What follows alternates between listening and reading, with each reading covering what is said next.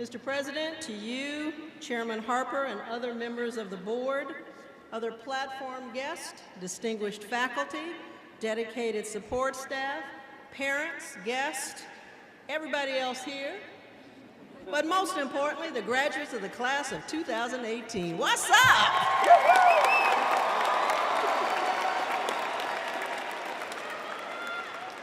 Now, I'm the only thing that stands between you and walking across this stage, so I'm sure I'm going to have your undivided attention, or I'm going to keep talking.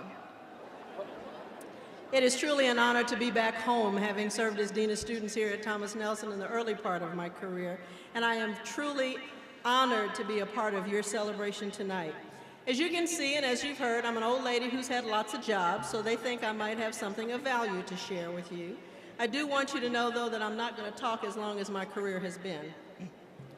As president of an organization that focuses on quality in higher education, and because I don't mind liberating experiences from other people, when I was here at Thomas Nelson, the then president of the student government had this shtick that he did to get people excited about what he was going to say, and I want to try it tonight.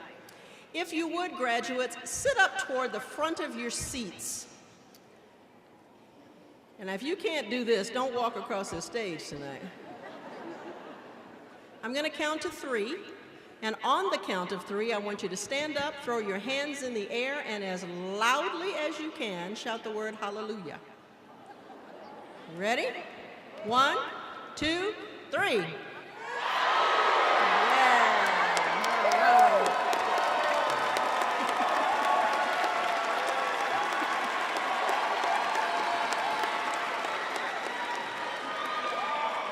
Now, an hour from now, 5 years from now, 10 years from now, you won't remember who I was or what I said, but you will remember I had you sitting on the edge of your seat shouting hallelujah. To say that the world today is different than it was in 1972, when I sat where you're sitting, is probably the understatement of the day. Hairstyles and clothes were very different. Certainly the music was different. We could actually understand the words and didn't mind singing them in front of our parents.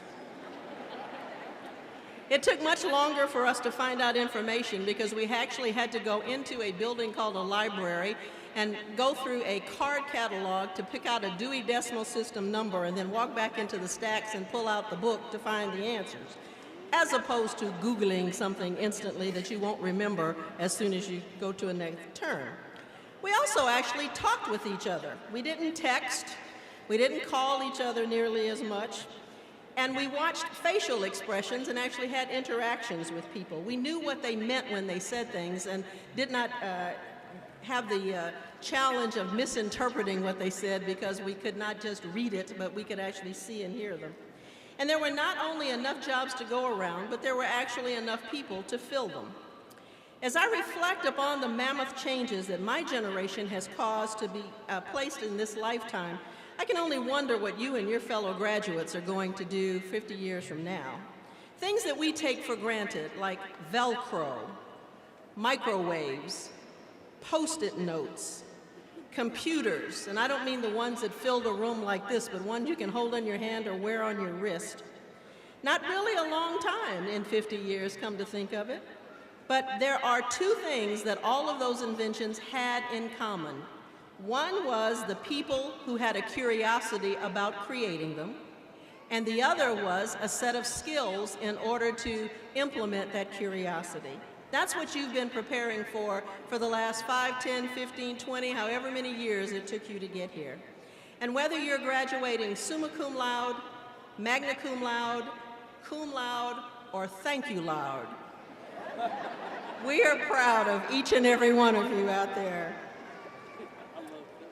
In order to demonstrate some of the impacts that higher education has had on one's life, I have developed a David Letterman kind of top 10 list of things to share with you. Ready? Number 10, find a way to help people express themselves in a civilized manner without using weapons and violence.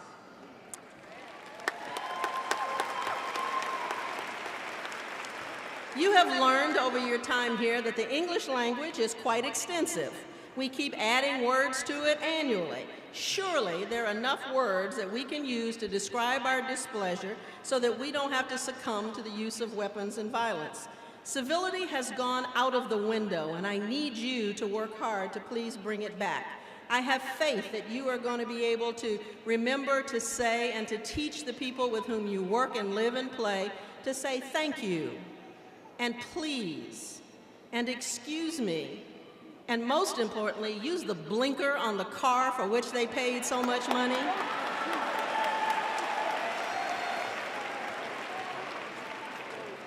Number 9, make giving back a regular part of your daily life. While you're in college, nobody expects you to be able to contribute financially because you don't have a lot of money. But you've learned to give your time, and hopefully you've learned that your time is often more valuable than your money because you make a difference in the people's lives with whom you share that time. But now that you're going to be a graduate and you're going to get a good job, give some money every now and then. Give some back to the Thomas Nelson Foundation so that students following you who can't afford it on their own will be able to attend college. Whether it's the foundation here or your favorite charity, whether it's helping children sell Cub Scout popcorn or Girl Scout cookies, share your wealth. Number 8, reinvent ways for children to be creative. When I was growing up, I had a box, a big corrugated box. On one side, my mother drew a spaceship because I was part of the Sputnik generation. On another side, she drew a chalkboard so that I could play teacher on it. I think I got stuck on that side. Children today, though, oftentimes because of reduced funding to our K-12 systems, don't have ways to just be creative anymore. The arts and crafts programs have all but disappeared from a lot of our school curricula. And instead of having children respond to an electronic game, help create ways for them to solve problems without having all of the answers at their fingertips.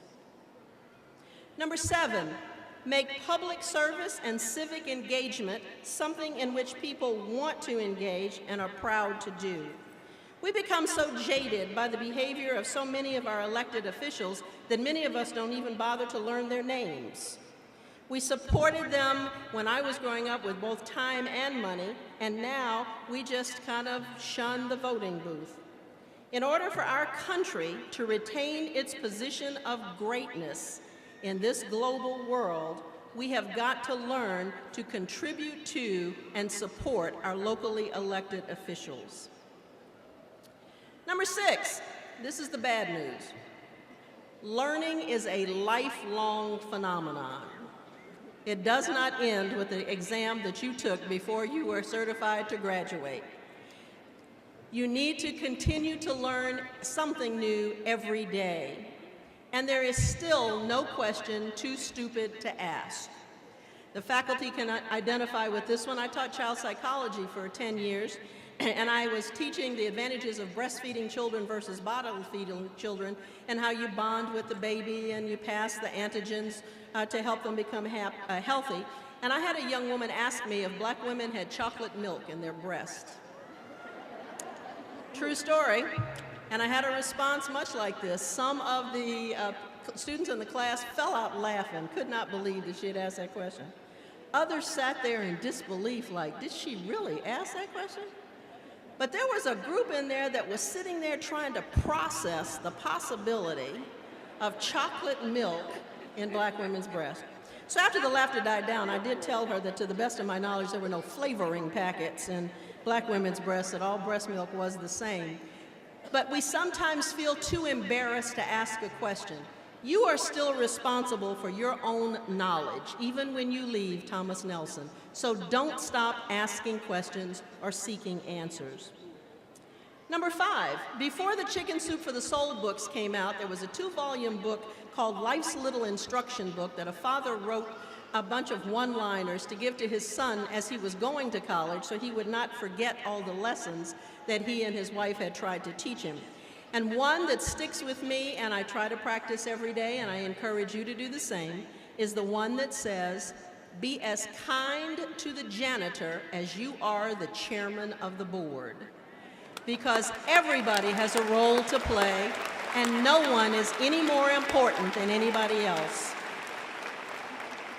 Try to stay humble. Don't believe your own PR and get so important as you're climbing that ladder of success that you forget the people on whose shoulders you stood, because you will not be successful without the assistance of other people. Number 4, looking good is just as important to making a lasting impression as being knowledgeable.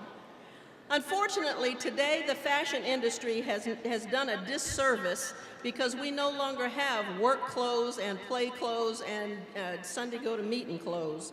They kind of all blend in together.